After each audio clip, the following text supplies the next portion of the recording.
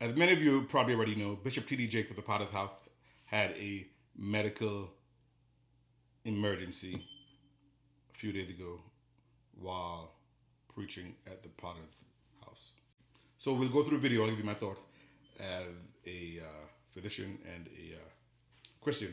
Obviously, we know why this is big news. It's big news because of the scandals that have been surrounding him lately. The world doesn't care anything about the church or anything like that. But because he's been surrounded or associated with scandals, this is why it's making big news.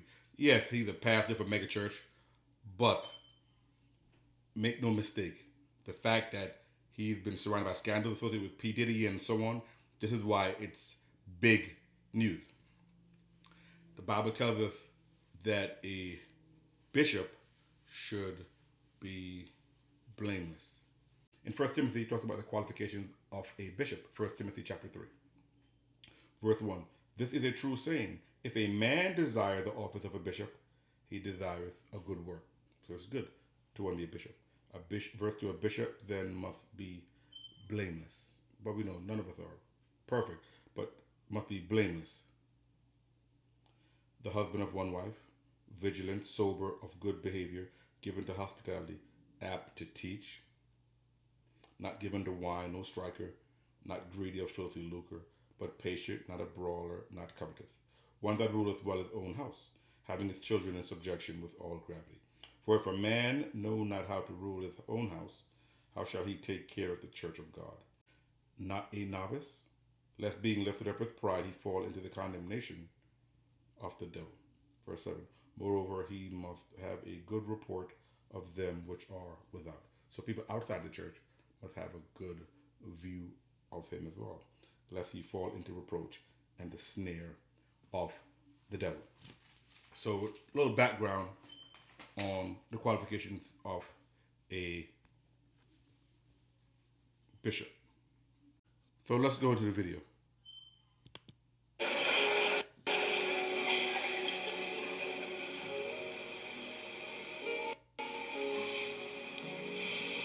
PMT serve the people of God.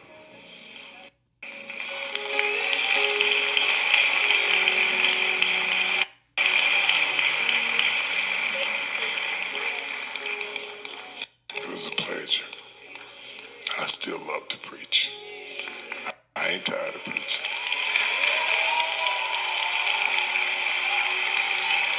I miss you.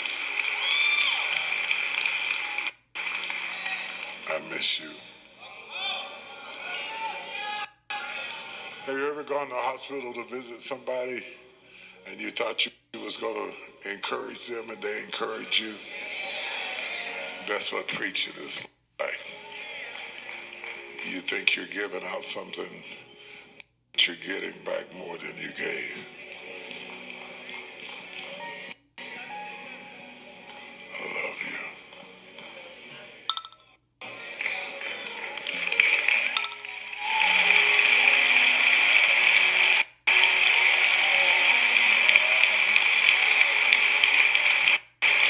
Now, Lord, let the words of my mouth and the meditations of my heart be acceptable in thy sight. O Lord, my strength, my redeemer. Let them go in peace.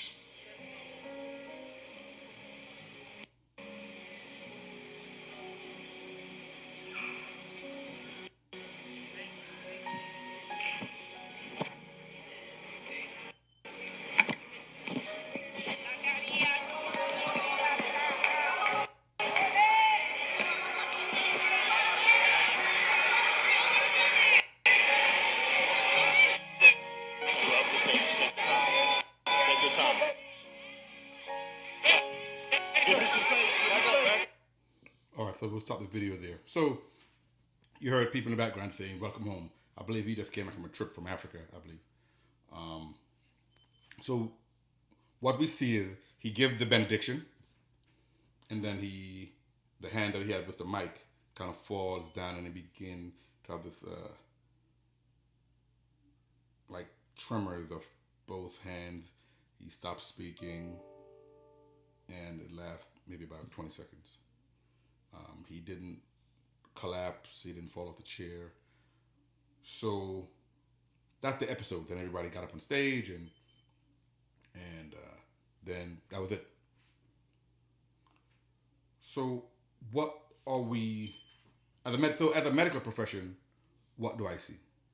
As a medical profession, I'm thinking he had a brief episode where he appeared to have some tremors of both hands. He stopped speaking. We didn't see any obvious, facial droop or slurred speech or, loss of consciousness or anything like that. So what are we thinking? The top thing that come to my mind when I see that is, one, did he have some type of neurologic event, meaning a stroke, right? Symptoms of a stroke could include facial drooping, difficulty speaking, maybe slurred speech or mumbling speech, weakness, right? Arms, legs, right? Usually one-sided. These are symptoms you can see for stroke. Sometimes you can have even loss of consciousness. So that's something you would consider. The other thing you may consider is some type of seizure activity, right? Usually you may see loss of consciousness, convulsions, biting their tongue, losing control of their urine. You can see that, but not all types of seizures. Some type of seizures, what they call absent seizures, they just kind of stare off blankly into space, but there's no convulsion or anything. Those are non-myoclonic seizures. So that's something you'd consider. The other thing that you also may consider is hypoglycemia. Hypoglycemia, the great stroke imitator. If you're a diabetic and maybe you took insulin or you didn't eat something and your sugar is low, you can get symptoms that presents as stroke. That's why when they come to the ER, usually the first thing they do is a quick finger stick. If the finger stick is low and you reverse that, right? Orange juice, or give them some IV dextrose, normalize your glucose, all of a sudden your symptoms are resolved, right? It's not a stroke. So those are the main things I'd be thinking. In terms of something like this happening in your church or anything public, obviously the main thing you want to do is call 911, right? I've seen other videos where people said T.D. Jakes had a cardiac arrest. He did not have a cardiac arrest, right? His heart didn't stop, right? So the latest thing I've seen now is that he has, been discharged from the hospital and said he's doing better.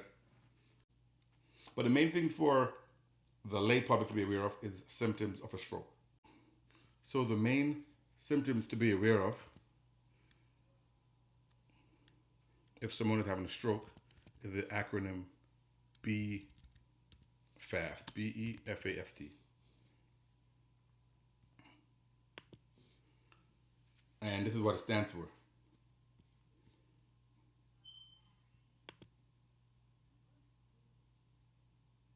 So B stands for balance issues. Maybe the person is off balance. Maybe you're in an airport and somebody all of a sudden say they feel off balance or dizzy or they feel like they're drunk and they haven't been drinking. That's one of the symptoms. The E stands for eyesight issues. So maybe they're having blindness in one eye or double vision or something with their eyes. The F stands for facial drooping, right? You may have them drooping on one side of the face, right? Maybe they're in a restaurant and they're eating or whatever, and all of a sudden one side of the face starts drooping, right? We didn't see that in TD Jakes.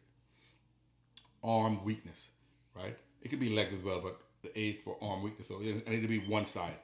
Left arm is weak, maybe the left leg as well, but arm weakness. S is speech difficulty. So they may have inability to speak, right? They can't speak, right? This is what you call aphasia, expressive aphasia. They cannot express the words. That's one of the symptoms, okay? Or maybe their speech is slurred. And T is time to call 911. Because there's a narrow window in which, depending on what type of stroke it is, certain medication they can give to dissolve the blood clot. So hopefully this helps the lay community, the Christian community. If we are in service and something happens, we can recognize the symptoms of a stroke, quickly call 911, and may the Lord bless the Potter's House, TD Jake and his family, for speedy recovery. And until next time, now the God of hope fill you with all joy and peace in believing, as ye abound in hope through the power of the Holy Ghost. To God be the glory.